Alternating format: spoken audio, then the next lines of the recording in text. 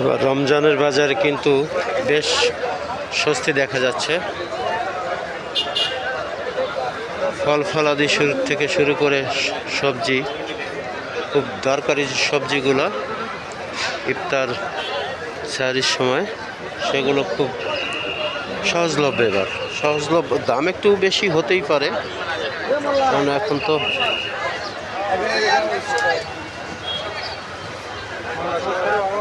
মানে অন্যান্য বারের তুলনায় এবার একটু স্বস্তি দেখা যাচ্ছে, যদিও এটা সিজন চলছে তো।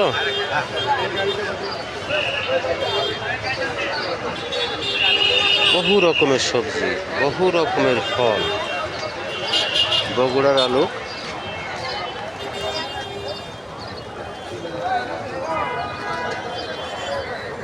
কিন্তু লেবুর দাম একটু বেশি, 100 টাকা হালি, 200 টাকাও হালি দেখেছি আমি এখানে। মানে একটা লেবুর দাম 50 টাকা। লেবু এরকম, যে লেবুটা 200 টাকা হালি। বড়ই